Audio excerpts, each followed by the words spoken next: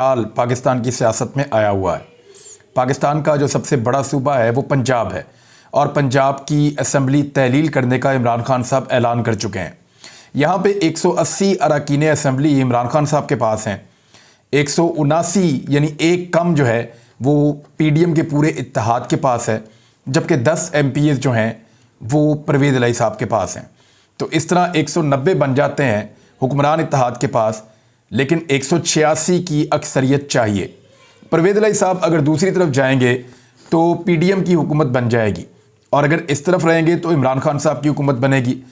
बहुत सारे लोगों को इस बात का शक था कि परवेज़ इलाही साहब असम्बलियाँ तहलील नहीं करेंगे। उसकी 2-3 बड़ी अहम वजूहात हैं। पहली वजह तो ये है कि परवेज़ इलाही साहब को पता है कि ये जो बारी उनको मिल रही है ये हालात की वजह से मिल रही है। हालात और नंबर्स ऐसे हैं सूबाई असम्बली के कि उनकी वजह से वो 10 बंदों के साथ वज़ीर आला पंजाब के मज़े लूट रहे हैं।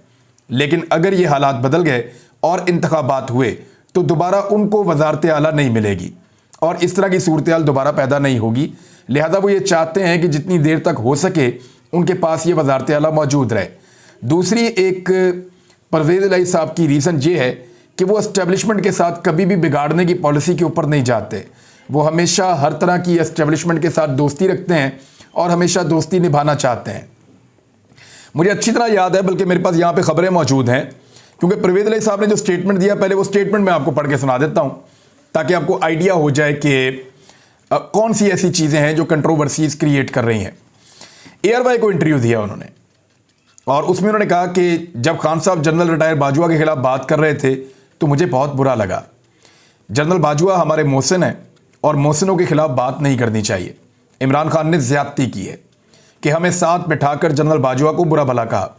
यह बड़ी ज़्यादती है और पीटीआई को चाहिए कि याद रखे वो एहसान फरामोश ना बने। मैं समझता हूं कि जनरल रिटायर बाजवा के इन पर बहुत एहसानात हैं और एहसान फरामोशी ना की जाए। बाजवा साहब इनको उठाकर कहां से कहां ऊपर ले गए और हर चीज़ में मदद की। अगर बाहर से फंड लाने थे खुद जाते रहे जनरल बाजवा साहब, मोहम्मद बिन सलमान से मिले, कतर से पैसे लेकर आए, IMF का वहाँ बैठकर बेल्जियम में काम किया। ये क्या समझते हैं अपने आप को, ऊपर से आ गए हैं, यानी एक ऊपर से उतर कर आए हुए हैं। इस किस्म का उन्होंने एक बात की है। ये सारे लोग ऊपर से उठकर आ गए हैं, मुंह उठाकर जो मर्जी आए बोलने लग जाते हैं, अपनी औकात में रहें। बाजवा के खिलाफ अब अगर बात की गई तो सबसे पहले मैं बोलूँगा और मेरी सारी जमात बोलेगी। लेफ्टिनेंट जनरल फैज़ हमीद ने बहुत ज़्यादतियाँ की हैं, हमें अंदर करने की कोशिश की, वो हमारे ख़िलाफ़ थे। मैंने जनरल बाजवा को फैज़ के बारे में बताया तो फैज़ ने कहा कि इमरान खान का हुक्म है। इमरान खान तो मोहसिन इलाही को साथ नहीं बिठाते थे, इसके बावजूद हमने इमरान खान का भरपूर साथ दिया। जब इमरान खान ने कहा कि असम्बली तोड़ दो तो हमने फ़ौरन हामी भर ली। हम इमरान खान और पीटीआई के मुखालिफ नहीं, साथी हैं, लेकिन अपने मोहसिनों को फरामोश नहीं कर सकते। देखिए ये बात बिल्कुल ठीक है उनकी कि जनरल बाजवा के और जनरल बाजवा के ख़ानदान के बड़े एहसानात हैं चौधरी परवेज़ इलाही साहब पे, वो झूठ नहीं बोल रहे। उसकी वजह यह है कि 2019 में नैब में कुछ केसेस खुल गए थे और वो केसेस थे चौधरी बरादरान के, और उन केसेस की वजह से चौधरी बरादरान बहुत परेशान थे। वो मुख्तलिफ लोगों से मुलाकातें भी करते थे और बार बार ये कहते थे कि अगर इस दौर में जब हमारी हुकूमत है हमारे केसेस नहीं ख़त्म होने तो फिर किस दौर में ख़त्म होने हैं। उन केसेस की वजह से उनको नैब बुलाता था और नैब में उनके लिए परेशानी पैदा हो रही थी। तब चौधरी ख़ानदान में लाहौर के DHA में एक शख्स से ताल्लुकात बनाए और ये शख्स जनरल कमर जावेद बाजवा साहब के रिश्तेदार थे और ये ताल्लुकात इतने करीबी और इतने ज़बरदस्त हो गए कि उसके बाद फिर चौधरी बरादरान को रिलीफ मिलना शुरू हुआ नैब के केसेस में और नैब ने चौधरी बरादरान के केसेस बंद कर दिए। ये सारा का सारा एहसान जो किया गया चौधरी बरादरान के ऊपर, इसमें जनरल कमर जावेद बाजवा का एक रोल था। देखिए इमरान खान साहब पहले भी कह चुके हैं कि नैब उनके कंट्रोल में नहीं था, नैब एस्टेब्लिशमेंट के कंट्रोल में था या जनरल बाजवा उसको कंट्रोल करते थे। और ये बात हमें नैब के ऑफिसर्स भी बता चुके हैं कि नैब का कंट्रोल जो है वो हुकूमत के ज़ेरे निगरानी नहीं है। नैब को हुकूमत कंट्रोल नहीं कर सकती, बल्कि नैब को एस्टेब्लिशमेंट कंट्रोल करती है और उसके ज़रिए से कुछ केसों को तेज़ कर दिया जाता है और कुछ केसों को स्लो कर दिया जाता है। ये नैब के लोग कई दफ़ा बता चुके हैं।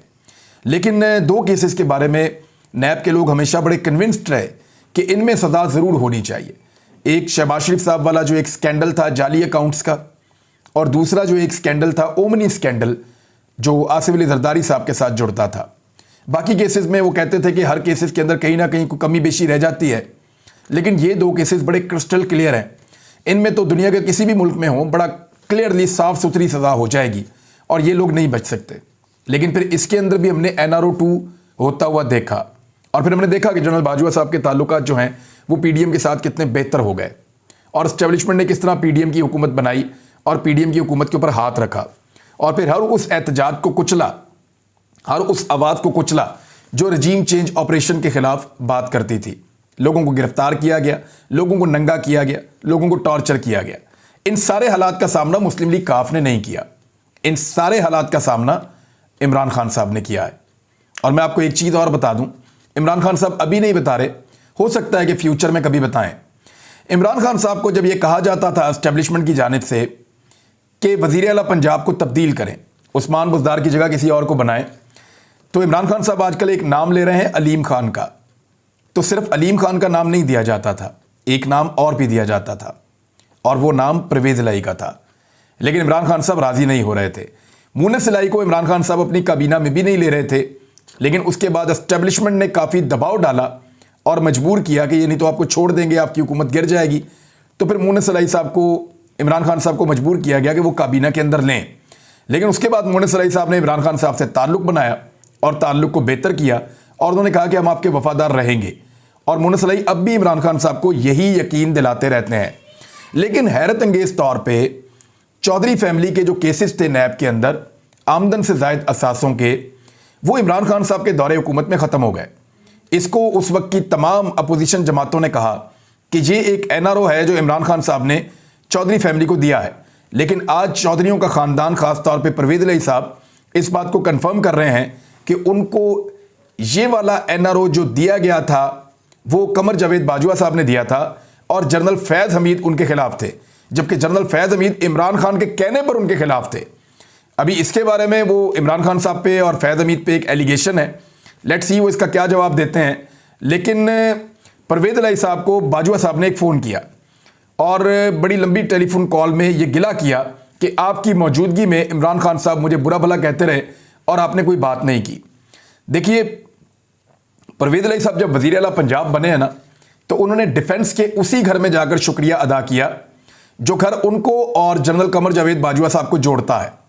वज़ीर आला बनने से पहले भी जो सारे मामला तय किए वो भी डिफेंस के उसी घर में जाकर किए जो घर जनरल कमर जावेद बाजवा और परवेज़ इलाही साहब को जोड़ता है। तो ये एक एहसानात तो बिल्कुल हुए हैं। अब जनरल कमर जावेद बाजवा साहब का ये कहना और बार बार कहना कि हम एपॉलिटिकल थे, हमारा सियासत में कोई रोल नहीं था, इसके ऊपर ओस डाल दी है या इस बयानिए को उड़ाकर रख दिया है परवेज़ इलाही साहब ने। क्योंकि परवेज़ इलाही साहब तो कह रहे हैं कि जनरल कमर जावेद बाजवा बहुत एहसानात कर रहे थे। वो तो ये कह रहे हैं कि जनरल कमर जावेद बाजवा ने PTI पर भी एहसानात किए और उन्होंने मुस्लिम लीग काफ के ऊपर भी एहसानात किए, बल्कि हमारा जो ताल्लुक़ है उसको बनाने में जनरल कमर जावेद बाजवा साहब का बड़ा रोल था। तो फिर क्या जनरल कमर जावेद बाजवा इस बारे में झूठ बोल रहे थे कि उनका पाकिस्तान की सियासत में कोई किरदार नहीं है? फिर परवेज़ इलाही साहब औकात की बात करते हैं। देखिए, मैं एक चीज़ तो समझाऊं, पाकिस्तान की सियासत में जो पॉलिटिकल पार्टीज़ उनको लगता है कि उनकी औकात थोड़ी है, तो पब्लिक को भी यही लगता है कि इनकी औकात बहुत थोड़ी है, और पब्लिक उनको छोटी छोटी टांगा पार्टियों की तरह ही रखती है हमेशा। और जो पॉलिटिकल पार्टीज़ ये तय कर लेती हैं कि उनकी औकात बहुत बड़ी है, तो पब्लिक भी उनको पजीराई देती है।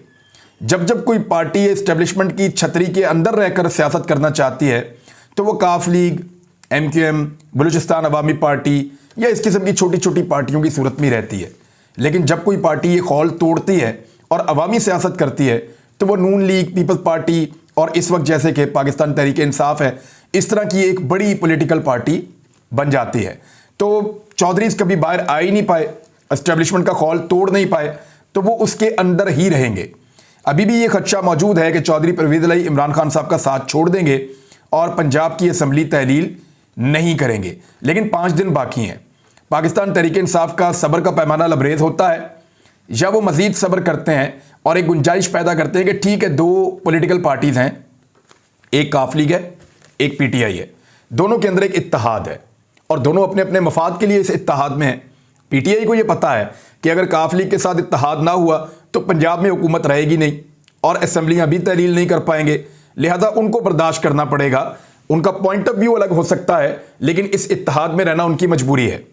इसी तरह चौधरी परवेज इलाही जो हैं, उनकी मजबूरी यह है कि वो अगला इंतखाब इमरान खान साहब के साथ रहकर लड़ना चाहते हैं और वो ये चाहते हैं कि उनको पाकिस्तान तहरीक इंसाफ का वोट पड़े ताकि वो ज्यादा सीटें जीतकर फिर किसी अच्छी पोजीशन में आ सकें। यानी दोनों का अपना अपना इस इत्तेहाद को रखने का उनका पॉइंट ऑफ व्यू अलग है जनरल बाजवा को लेकर। तो दोनों का अलग अलग पॉइंट ऑफ व्यू होने के बावजूद दोनों जुड़कर रह सकते हैं अपने अपने सियासी मफाद के लिए और सियासी मुस्तकबिल को देखते हुए। जैसा कि पीडीएम की 13 जमातें आपस में जुड़ी हुई हैं, पाकिस्तान का 95% मीडिया भी उनके साथ जुड़ा हुआ है, पाकिस्तान की एस्टेब्लिशमेंट भी बहुत हद तक उनके साथ खड़ी हुई है। हालांकि उन सबकी सोच मुख्तलिफ है, लेकिन सियासी मफाद ने उन सबको जोड़कर रखा हुआ है। वो पाकिस्तान का सारा मीडिया जिसने पीडीएम की 13 जमातों के इख्तलाफात को कभी हवा नहीं दी, जिन्होंने कभी नहीं कहा आसिफ अली जरदारी को कि ये शहबाज शरीफ के साथ तुम कैसे बैठ सकते हो, इसका जवाब दो, जिन्होंने कभी नहीं कहा बिलावल को, जिन्होंने कभी नहीं कहा शहबाज शरीफ को, जिन्होंने कभी फजलुर रहमान को ताना नहीं दिया, वो सारे के सारे इस वक्त मुस्लिम लीग काफ को और पाकिस्तान तहरीक इंसाफ को लड़वाने की कोशिश कर रहे हैं। देखिए, ये बात मैं पहले दिन से कह रहा हूं, ये पहले दिन से मैं कह रहा हूं कि चौधरी बरादरान कभी भी एस्टेब्लिशमेंट के खिलाफ जाकर फैसला नहीं करेंगे। परवेज इलाही में वो सियासी जुर्रत मौजूद नहीं है जो इमरान खान साहब एंजॉय करते हैं। इमरान खान साहब एस्टेब्लिशमेंट से बिगाड़ भी पैदा कर सकते हैं, वो टक्कर भी दे सकते हैं। परवेज इलाही जो है वो इक्तदार का बंदा है, टक्कर का बंदा नहीं है। तो परवेज इलाही टक्कर नहीं दे सकते, वो हमेशा एस्टेब्लिशमेंट की छतरी के अंदर रहकर काम करेंगे अच्छे बच्चों की तरह। ये मैं पहले भी कह चुका हूं। वो चाहते हैं कि इमरान खान साहब के साथ उनका इत्तेहाद रहे, वो चाहते हैं कि उनको पाकिस्तान तहरीक इंसाफ का वोट पड़े, लेकिन इसके लिए वो एस्टेब्लिशमेंट को गंवाना नहीं चाहते, एस्टेब्लिशमेंट की कीमत अदा करना नहीं चाहते। और उन्हें लगता है कि एस्टेब्लिशमेंट के साथ बिगाड़ना कोई अक्लमंदी का सौदा नहीं होगा। तो परवेज इलाही साहब इन सारी चीजों को क्या मैनेज और बैलेंस कर पाएंगे? इस वक्त आसिफ अली जरदारी साहब तशरीफ ले आए हैं लाहौर में, शहबाज शरीफ साहब चौधरी शुजात से मुलाकात, तो यहां पे खिचड़ी पकना शुरू हो गई है। पाकिस्तान तहरीक इंसाफ के लोगों को तोड़ने की भी कोशिश की जाएगी, लेकिन एस्टेब्लिशमेंट जब तक खुलकर सामने ना आई तब तक ये नहीं हो पाएगा। और एस्टेब्लिशमेंट को कम से कम एक चीज सीख लेनी चाहिए कि हर पोल एक दिन खुल जाता है। 8 महीने पहले एक रजीम चेंज ऑपरेशन हुआ था पाकिस्तान में, बहुत सारे पोल तो उस वक्त खुल गए थे, बहुत सारे पोल आज खुल रहे हैं। जनरल कमर जावेद बाजवा के जाने के बाद तमाम हकायक और सच्चाइयां सामने आ रही हैं। तो आज अगर एस्टेब्लिशमेंट ने अपना नेगेटिव रोल प्ले किया, पाकिस्तान की सियासत में गंदा किरदार अदा किया जैसे कि बाजी में वो करते रहे हैं, तो तारीख के अंदर ये किरदार लिखा जाएगा और फिर ये किरदार उनको सुनाया भी जाएगा और बार बार सुनाया जाएगा, और जो गुनाह है उनकी फहरिस्त के अंदर एक और गुनाह का इजाफा हो जाएगा। तो मेरे ख्याल में एस्टेब्लिशमेंट के लिए सबसे बेहतर यह है कि इस वक्त अपने आप को बाहर रखे। लेकिन इसके बावजूद इमरान खान साहब को 2 पैगाम पहुंचा दिए गए हैं। पहला ये कि अगर उन्होंने जुम्मे को असेंबलियां तहलील कर दी तो उसके बाद उनको नाअहल कर दिया जाएगा, वो इंतखाबात में हिस्सा लेने के काबिल नहीं रहेंगे। इमरान खान साहब ने इस धमकी का कोई असर नहीं लिया। उसके बाद इमरान खान साहब को दूसरी धमकी यह दी गई है कि आप इंतखाबात के लिए असेंबलियां तहलील कर रहे हैं तो आपको इंतखाबात नहीं मिलेंगे। आप जो सोच रहे हैं कि आप 3 महीने के अंदर अंदर इंतखाबात हो जाएंगे, तो 3 महीने के अंदर अंदर इन 2 सूबों में इंतखाबात नहीं करवाए जाएंगे। और उसके लिए जो प्लान तैयार किया गया है वो माशी इमरजेंसी नाफिज करने का प्लान तैयार किया गया है। मेरे ख्याल में यह भी एक गैर आईनी हरकत होगी और इस गैर आईनी हरकत को पाकिस्तान की अदालतें और पाकिस्तान के अवाम रोकेंगे। लोग सड़कों पे आएंगे, लोग एहतजाज करेंगे। साथ ही साथ इमरान खान साहब को यह भी धमकी दी गई है कि असेंबलियां तहलील करने के बाद आप जब इलेक्शन में जाना चाहेंगे तो आपको गिरफ्तार करके जेल में डाल दिया जाएगा। तो इस तरह की 3